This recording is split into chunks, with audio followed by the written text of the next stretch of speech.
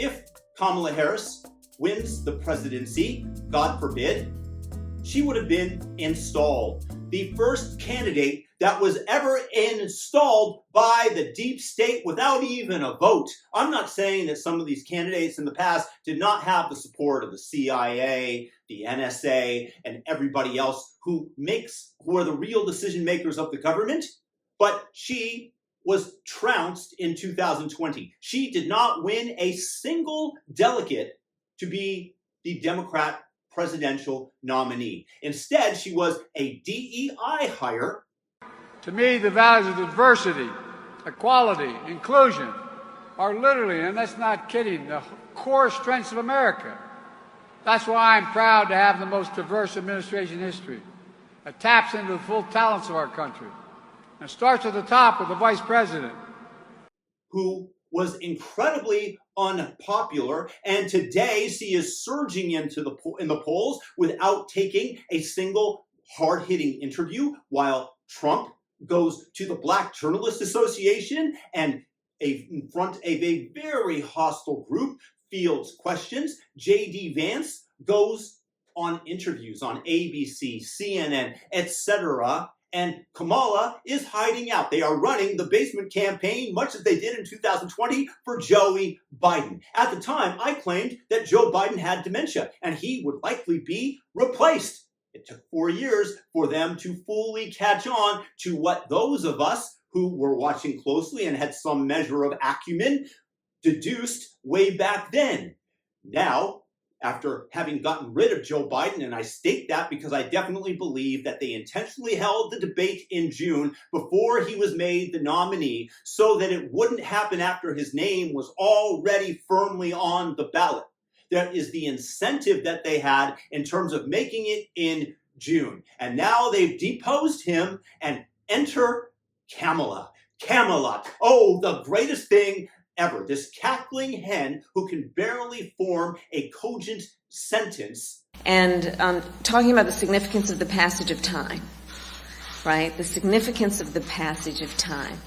So when you think about it, there is great significance to the passage of time in terms of what we need to do to lay these wires, what we need to do to create these jobs.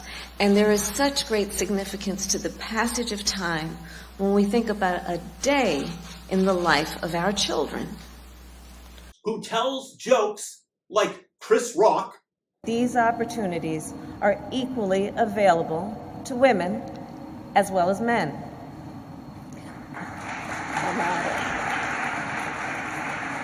Because there's an interesting fact, in case you didn't know, hard hats are actually unisex. Everybody's laughing. And this is who we are to assume is having such a surge in popularity. This is the corporate media propagandizing, hypnotizing to us. They have reframed her cackle. Do you have plans to visit the border? Not today. As joyous. This is what we want as a nation. Somebody who didn't earn a delegate, who when she is actually confronted by Tulsi Gabbard has nothing to say in return when she is exposed on her record as district attorney of the state of California. What's your response? I want to bring the conversation back to the broken criminal justice system that is disproportionately negatively impacting Black and brown people all across this country today. Now, Senator Harris says she's proud of her record as a prosecutor and that she'll be a prosecutor president, but I'm deeply concerned about this record. There are too many examples to cite, but she put over 1,500 people in jail for marijuana violations and then laughed about it when she was asked if she ever smoked marijuana. She blocked evidence. She blocked evidence that would have freed an innocent man from death row until the courts forced her to do so. She kept people in prison beyond their sentences to use them as cheap labor for the state of California. And she fought to keep cash bail system in place that impacts poor people in the worst kind of way. Thank you, Congresswoman. Senator Harris, your response. As the elected Attorney General of California, I did the work of significantly reforming the criminal justice system of a state of 40 million people, which became a national model for the work that needs to be done. And I am proud of that work. And I am proud of making a decision to not just give fancy speeches or be in a legislative body and give speeches on the floor, but actually doing the work of being in the position to use the power that I had to reform a system that is badly in need of reform. That is why we created initiatives that were about reentering former offenders and getting them counseling. It is why, and because I know that criminal justice system is so broken, that I am an advocate for what we need to do to not only decriminalize, but legalize marijuana in the United States. I want to bring Congresswoman Gabbard back in. Your response, The bottom line is, Senator Harris, when you are in a position to make a difference and an impact in these people's lives, you did not. And worse yet, in the case of those who were on death row, innocent people, you actually blocked evidence from being revealed that would have freed them until you were forced to do so. There is no excuse for that. And the people who suffered under your reign as prosecutor, you owe them an apology. Senator Harris.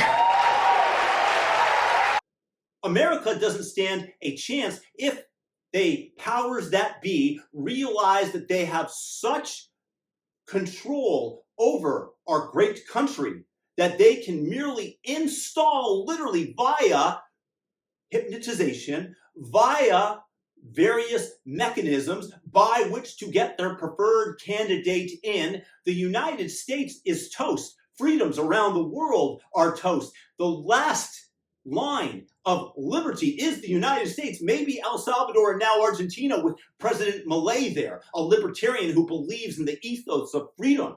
And what do you think is going to happen? You are seeing a mass invasion across the southern border, much the same as they did in England. Do you think that this is unintentional? She was the border czar. The press claimed her so, and now they are going to gaslight you and say that they never stated such, despite the fact that we have video evidence of them, newspaper headlines. They go back on this. Now she's in favor of copying Trump's proposal to eliminate tax on tips, whereas she was the person who cast the deciding vote in the Inflation Reduction Act to go after those who did not report their tips. She flip-flops on everything because she's only trying to get elected. She's repeating the mantras that her handlers are telling her, and they aren't putting her out the same way that they used COVID as the excuse in 2020, not to expose this cackling, manic, depressive